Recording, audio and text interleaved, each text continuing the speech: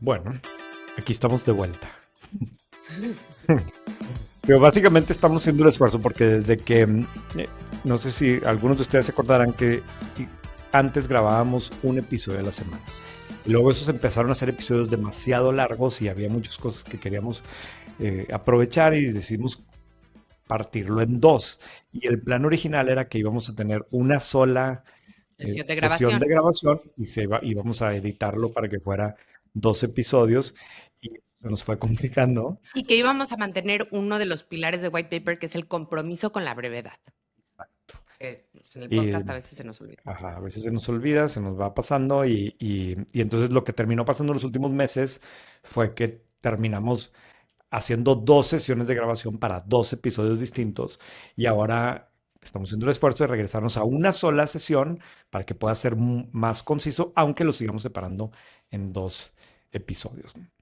Pero bueno, empezamos con el deep dive. No, bueno, tú querías platicar Sí, algo de los fíjate que influencers. destacamos una nota en White Paper del Wall Street Journal que hablaba de que hay más oferta que demanda para influencers. Entonces hablaba de que sí, las compañías están gastando un montonal de dinero en que influencers promocionen sus productos. Estiman que alrededor de 44,000 millones de dólares en este rubro. O sea, creo que va a ser uno de los rubros más importantes ya dentro del pie publicitario. Y sin embargo, no es suficiente para darles de comer a todos los influencers, ¿no? Entonces realmente son muy, muy, muy pocos los que pueden, ni siquiera te diría yo vivir de esto, y esta es una cosa que hemos hablado tú Ujú. y yo un chorro, porque la mayoría de las marcas quieren, pues, un poco que a los mismos, que hablando, acabamos el episodio anterior hablando de la publicidad en el aeropuerto y me tocó un anuncio que hace mucho que no decía yo, qué buen anuncio, porque era de la nueva app de Banamex y salía la cara del Checo Pérez. Entonces decía yo, checo todos los días mi app. Que eso me gustó mucho, pero lo dije, pero el Checo Pérez es que cuántas cosas ¿Cómo? puede anunciar. Justo, yo quería sacar un reportaje están todas las marcas. O sea, está en todas, ¿no? Y un poco pasa lo mismo con los influencers. Entonces a muchos les regalarán algunas cositas, etcétera. Y bueno, nosotros tenemos una en la casa y entonces el otro día les explicaba yo que para mí los influencers es el ejemplo perfecto para explicarle a la gente lo que es un mercado perfecto, según los economistas, ¿no? Cero barreras de entrada, cero barreras de salida. Hay otras características y por lo tanto, al final, en el agregado, nadie hace dinero, ¿no? Sí, sí, efectivamente. La otra cosa que decía este artículo que vale la pena destacar es que por más que ha crecido mucho el segmento de inversión hacia los creadores de contenido, sigue siendo dominado por marcas chiquitas, a diferencia de los otros segmentos. O sea, aquí las más grandotas apenas están llegando. Sí. Y en parte la distorsión termina siendo eso, que las más grandotas solamente quieren a los más seguros en ese sentido. Y venían muchos ejemplos de gente que tiene 1 millón de followers y que no logra vender nada, ¿no? O sea, así que es como, no me lo puedo imaginar, pero sí hay como que varias distorsiones sucediendo todavía en ese segmento. ¿Verdad? Hay una conversación que se repite en todas las empresas de CPG de retail en este país. Esto es el stock out que nadie pudo anticipar y luego el forecast de inventario que muchas veces vuelve a fallar. Y esto no es porque falte talento, sino que los datos que se necesitan para anticiparse por lo general se encuentran atrapados en sistemas complejos que alguien tiene que bajar manualmente y reconciliar antes de poder tomar una decisión. Para cuando eso pasa, muchas veces ya es demasiado tarde. El problema es que los datos de tu operación pueden estar desconectados y eso es exactamente lo que Arkham resuelve. Arkham es la plataforma de data e inteligencia artificial diseñada para transformar operaciones. Junta, unifica todos tus datos en una sola fuente y sobre esa base va desplegando modelos de AI y Machine Learning que le van a dar a tu equipo el control que necesita para tomar decisiones en segundos y no en días. Hoy, empresas líderes en CPG y retail ya operan con Arkham como su torre de control para las ventas y operaciones, desde detectar anomalías en punto de venta hasta pronosticar el sell-out por canal o automatizar la asignación de pedidos. Arkham lo que puede hacer es convertir datos desconectados en una ventaja competitiva real. La próxima era del retail y del CPG en México va a estar definida por quienes transformen sus operaciones con AI y hoy Arkham es la plataforma que lo hace posible. Si eres CEO, CTO, director de operaciones o supply chain en una empresa de consumo masivo de retail, la conversación que debes tener esta semana es con Arkham. Visita arkham.tech, que es ARKHAM.TECH, arkham.tech, y agenda tu demo. Sí. Pero bueno, vamos al deep dive de esta semana y vamos a hablar ahora de Cemex. Yo quería hablar de Cemex, aunque es una empresa en la que tenemos una temporada completa de arquitectura de los negocios en donde explica Susana toda la historia de Cemex y es muy bueno porque tiene muchos testimonios. Y el capítulo 2 es verdaderamente buenísimo. O sea, cuando cuenta la historia de el antecesor de Lorenzo Zambrano, ¿No? que no me acuerdo cómo se Jesús llama, Barrera. y que Lorenzo no iba a las juntas y decía que tenía alergias y que por eso nunca podía ir y realmente era alérgico era su tío, Ah, ¿no? sí, sí.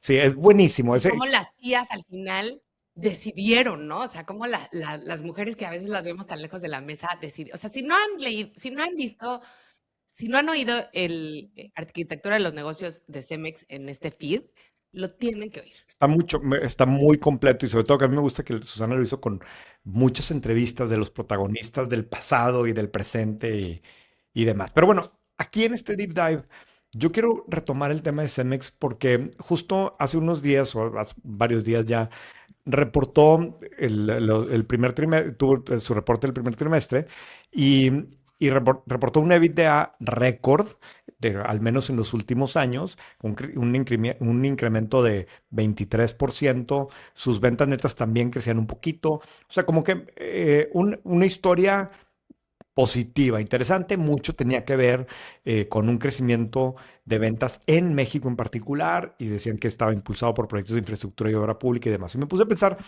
a ver, ¿cómo se ve el Cemex de hoy que está este, volviendo a crecer contra el Cemex del pasado? ¿No? Y entonces me fui a ver, ahora sí que down the rabbit hole y tengo que cuidarme porque me puedo pasar horas y horas y horas viendo informes. Aparte, es fregón ir a buscar informes de los noventas y ver las fotos y Lorenzo Sí, hasta los Zambrano formatos, ¿no? con el look, claro, y los El tipo diseños de de los, letra que se los estaba. diseños y Cemex es de esa empresa que tiene todo el pasado, pues muy bien documentado, porque digo, ya me estoy desviando, pero uno de los grandes atributos que desarrolló Cemex, y yo creo que es probablemente la empresa mexicana que mejor desarrolló esa capacidad de comunicación con los mercados y lo hizo desde el De principio relación como que con le invirtió inversionistas.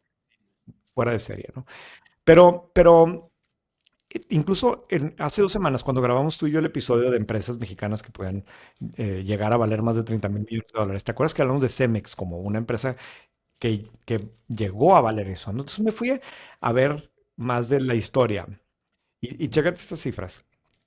Entre 1990 y el año 2000, o sea, en esa década, Cemex pasó de generar 1.300 millones de dólares de ingresos en 1990, o sea, era una empresa muy Muy grande, grande. más de 1.000 millones de ingresos en 1990, a 5.600 millones de dólares 10 años después. O sea, en una década básicamente multiplicó por 5 sus ingresos a cifras estratosféricas para una empresa mexicana de hace 25 años, ¿no? La utilidad también pasó de 178 millones a más de 1.000.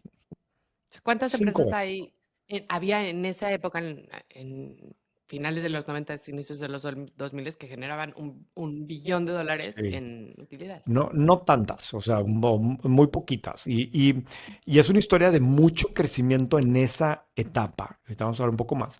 Pero luego para 2005, o sea, 5 años después, las ventas, y esto tiene que ver con algunas de las compras, se habían disparado a más de 15,000 millones de dólares.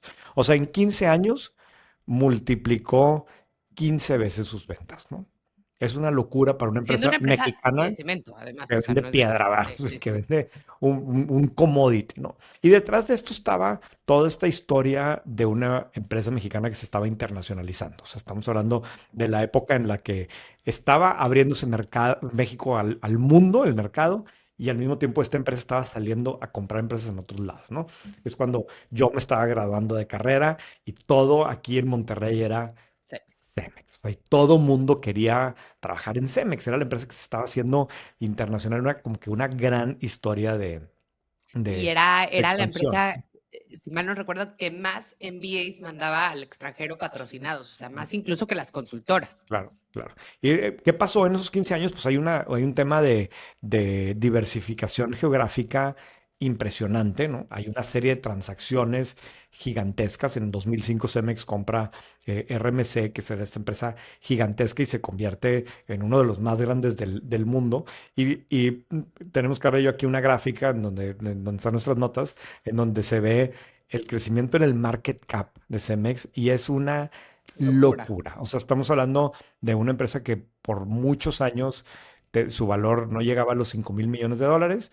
A partir del 2005 crece y crece y crece hasta llegar a casi 30.000 millones de dólares en el Eso 2007. es, Por seis, o sea, más o menos. no, ¿cómo que por 6? Bueno, sí, porque está abajo de 5, sí, De no, por 5 a 50 12, por sí, 10. No, sí. Es que no se alcanza a ver exactamente dónde está, a 200, sí, o sea, sí, pero pero es una muchas locura. veces, sí, muchas veces. Y luego, ya todos sabemos la historia, pero se cae por completo, ¿no? Y se cae por No, fíjate que completo, tú dices que todos sabemos la historia, pero no. A mí bueno, me la contaste ahorita fuera de cámaras. Cuéntala, ¿por qué la, se cae? O sea, pero sí, se cae. la short version es esta. Y antes de entrar a eso, un paréntesis.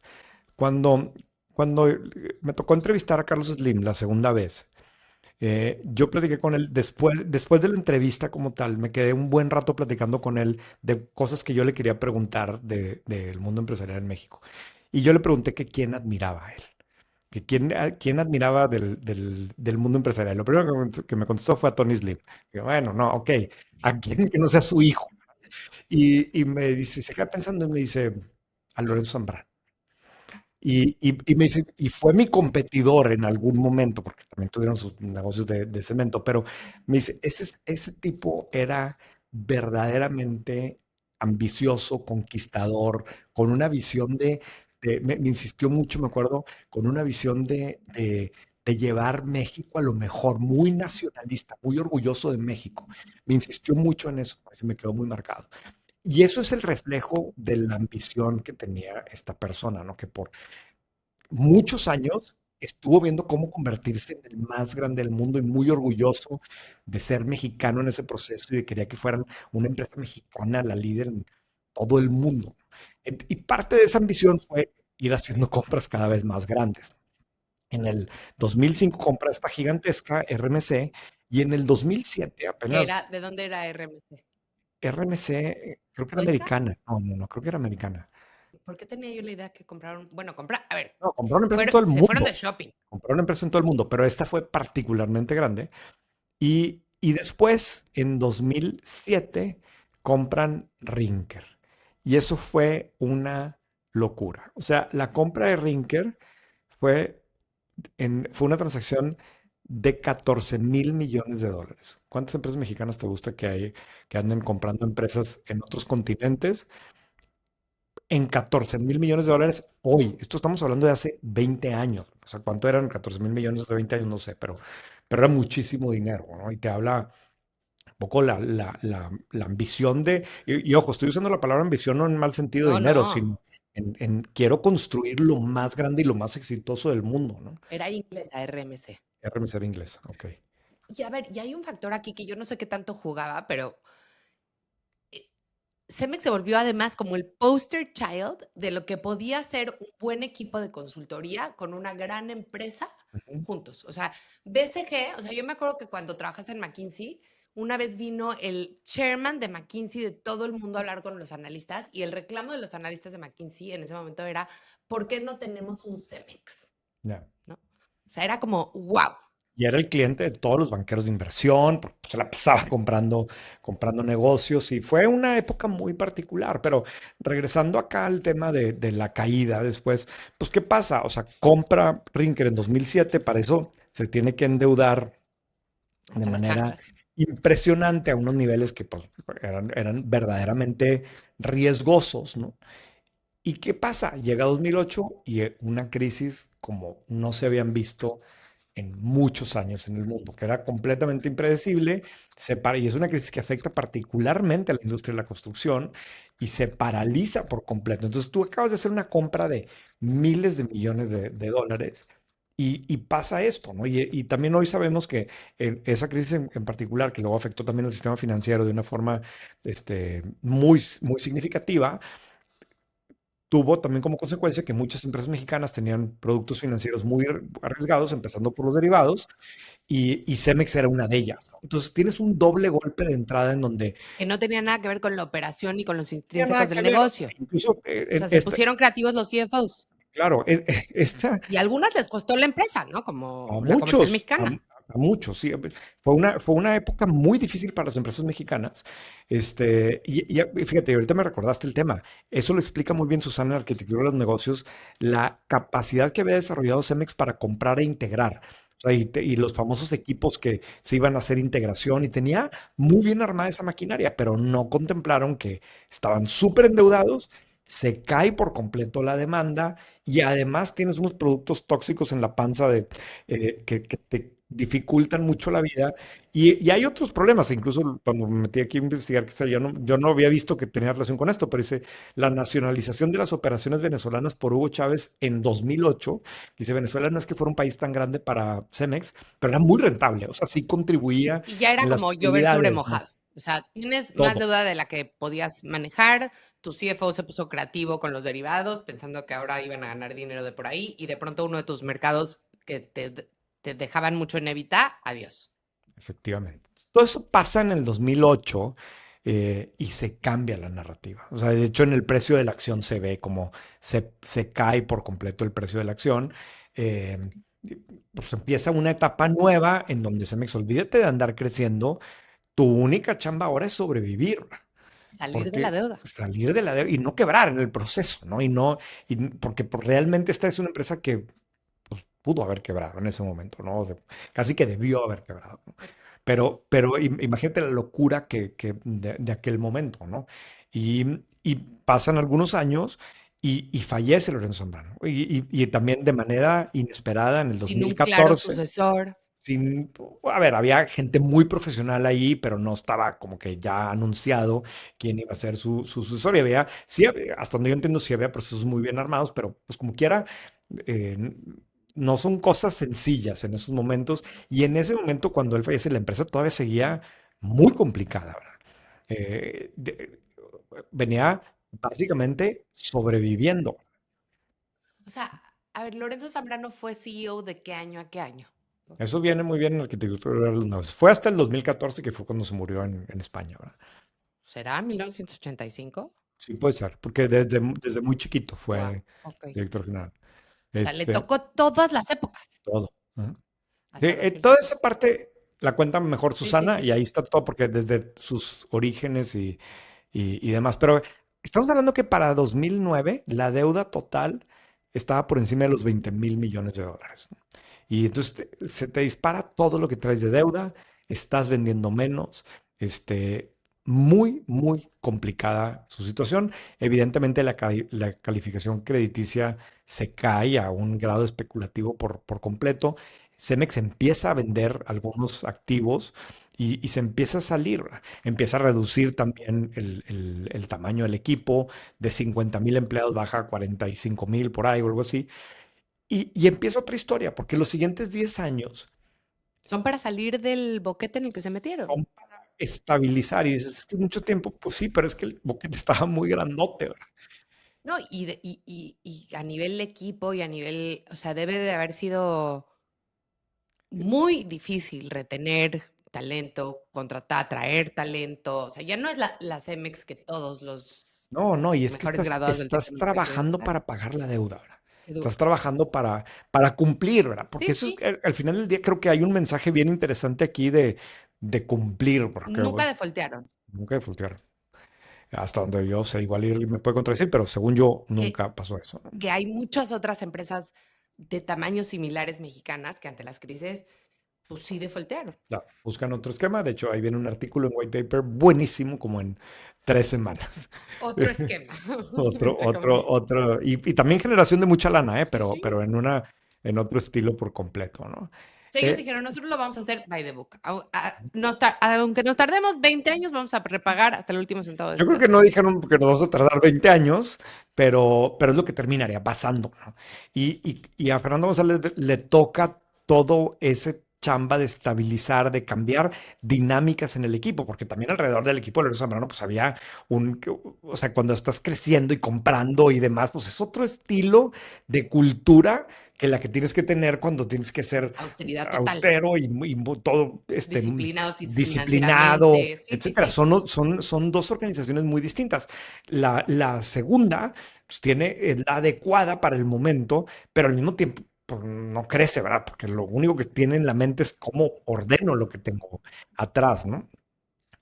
Y entonces tú llegas a la situación actual y yo quería aquí como que meterme a entender, hay un cambio bien importante entre ese Cemex de hace 15 años y el actual.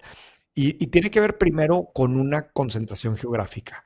O sea, han venido eh, vendiendo muchas operaciones en otros lados y por lo tanto concentrándose más en las operaciones más grandes y más importantes y donde claramente le están apostando, que son México y Estados Unidos. Siguen teniendo presencia en muchos lugares del mundo y en España y demás, pero por ejemplo, de Asia, pues creo que prácticamente ya se salieron por completo o quedará cualquier cosa.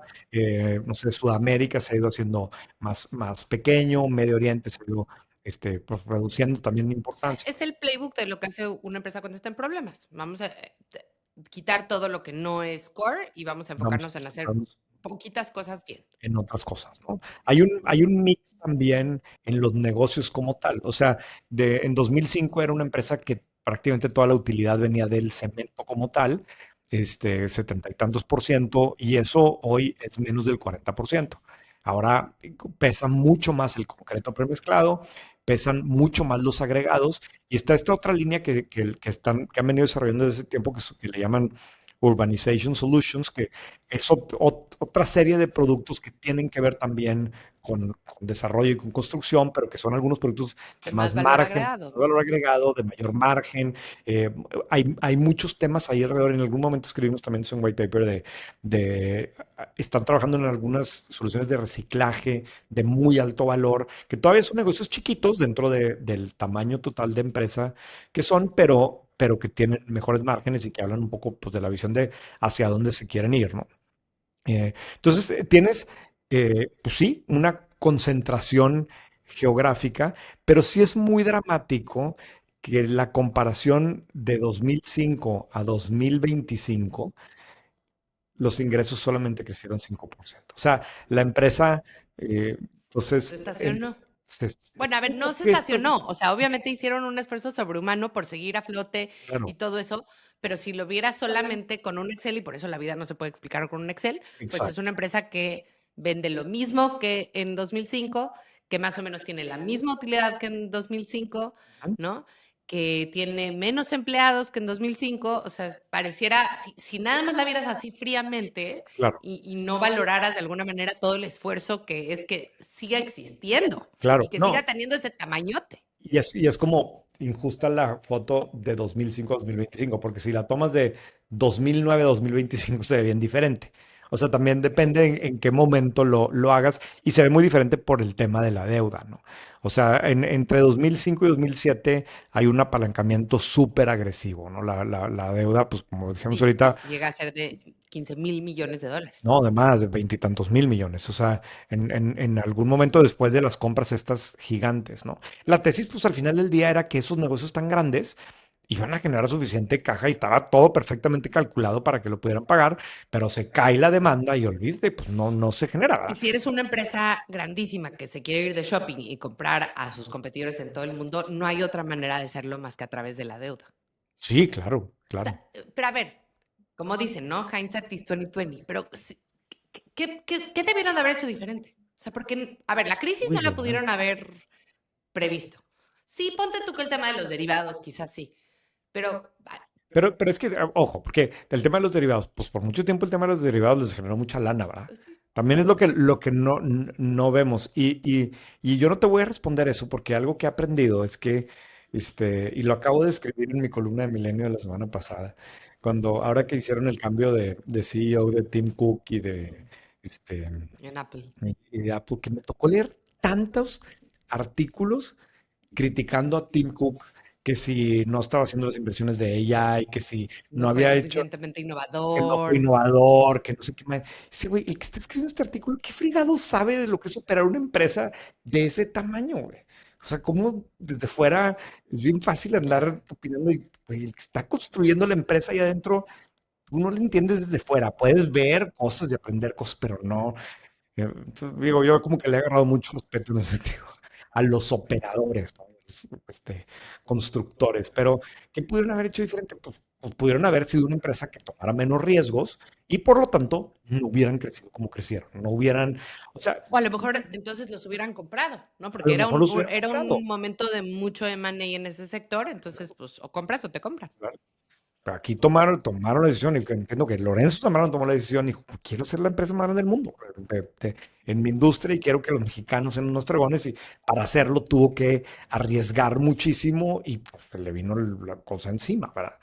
Entonces, pues tienes ese tema de la deuda en donde hoy han venido reconstruyendo la credibilidad financiera, generaron un chorro de ahorros estructurales, hicieron muchas desinversiones que les permitió aplicarle a la deuda que tenían y hay un momento muy simbólico en cuando regresa el grado de inversión a principios de 2024, ¿no? Después de pues más de, no sé, más de 10 años De batallar. de no tener grado de inversión, para Fernando González pues termina siendo como un buen, pues una estrellita, ¿verdad? Sí, O sea, claro. trabajó muchos años para lograrlo y le costó muchísimo, pero ahí está. Ahora, en el Inter, pues sí, mucha gente ha trabajado en Cemex, pero los accionistas pues, no lo han podido realmente capturar, porque es una empresa que ha tenido que dedicarse a trabajar para sus eh, Acreedores. acreedores en lugar de para sus Exacto. accionistas. Es Y tristísimo eso, pero pues refleja la realidad de un montonal de empresas. claro. Ahora, a mí me gusta ver ahorita pues, que tienes una utilidad neta, ahorita, en el último trimestre, que sí está creciendo, que sí se ve un récord. Han sido muy agresivos recientemente otra vez con un tema de plan de recortes. Bajaron mucho el número de empleados. Por eso también se ve esa utilidad en el último trimestre, porque otra vez le dieron un buen recorte. Y la gran duda, porque con las personas que he hablado al respecto, es si esta situación significa que Cemex y el nuevo CEO, que no hemos tenido oportunidad de entrevistarlo, pero eh, es el que va a volver a crecer. O sea, Cemex lleva 15 años sin crecer, ordenando, manteniendo, etcétera, y que ahora sí ya, o sea, ya otra vez tienes grado de inversión, te estás haciendo eficiente, estás empezando a tener utilidad. ¿Será que esta empresa ahora sí ya no va a ser de 15,000 millones, sino que va a ser de no sé cuánto? Han hecho algunas compras en Estados Unidos como que relativamente chiquitas, para el tamaño de empresa y sobre todo comparado con lo que eran antes. Eh, ¿Quién sabe? Pues ojalá. Yo me acuerdo mucho, ni me acuerdo en qué año habrá sido. No, fíjate que sí me voy a acordar. En 2010,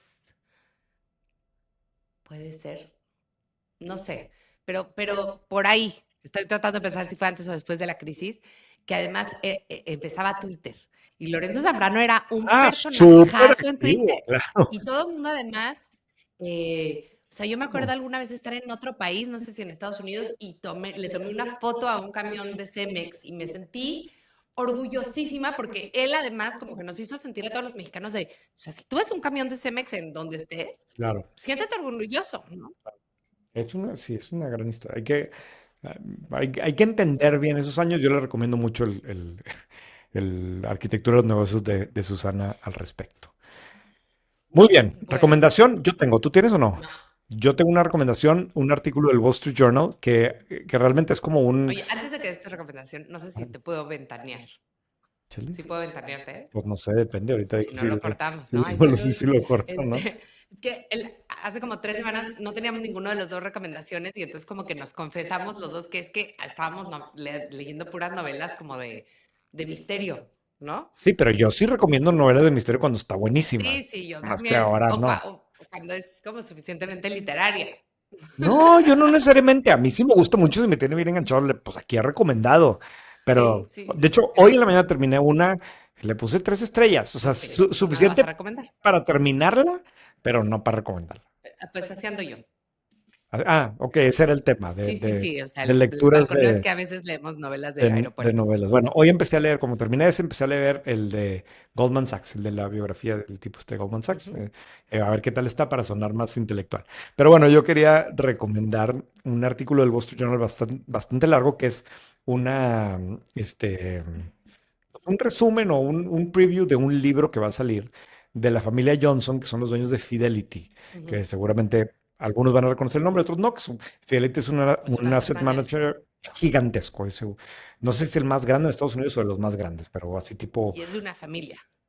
privado y es controlado por una Míralo, familia. míralo nomás. Y el artículo este en particular se trata de la relación del papá con la hija, porque la hija la estaban entrenando para crecer en la empresa y trabajar en la empresa, pero hay un momento, esto pasa, híjole, se me fue la onda, no me acuerdo si en los años 80 o 90, de hecho es un episodio, ¿no?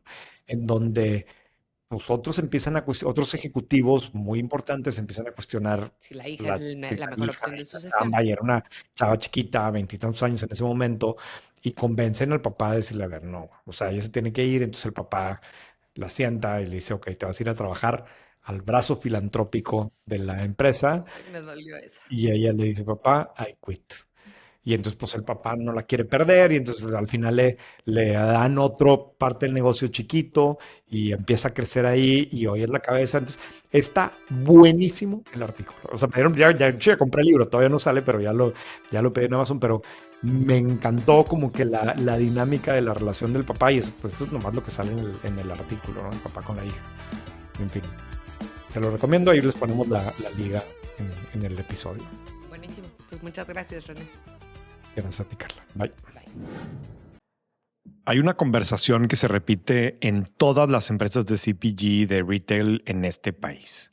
Esto es el stock out que nadie pudo anticipar y luego el forecast de inventario que muchas veces vuelve a fallar. Y esto no es porque falte talento, sino que los datos que se necesitan para anticiparse por lo general se encuentran atrapados en sistemas complejos que alguien tiene que bajar manualmente y reconciliar antes de poder tomar una decisión. Para cuando eso pasa, muchas veces ya es demasiado tarde. El problema es que los datos de tu operación pueden estar desconectados y eso es exactamente lo que Arkham resuelve.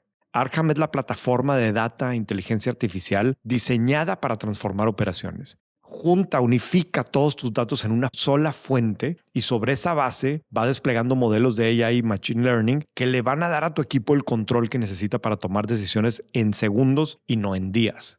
Hoy, empresas líderes en CPG y retail ya operan con Arkham como su torre de control para las ventas y operaciones, desde detectar anomalías en punto de venta hasta pronosticar el sell-out por canal o automatizar la asignación de pedidos. Arkham lo que puede hacer es convertir datos desconectados en una ventaja competitiva real. La próxima era del retail y del CPG en México va a estar definida por quienes transformen sus operaciones con AI y hoy Arkham es la plataforma que lo hace posible. Si eres CEO, CTO, director de operaciones o supply chain en una empresa de consumo masivo de retail, la conversación que debes tener esta semana es con Arkham. Visita arkham.tech, que es arkham.tech, arkham.tech y agenda tu demo.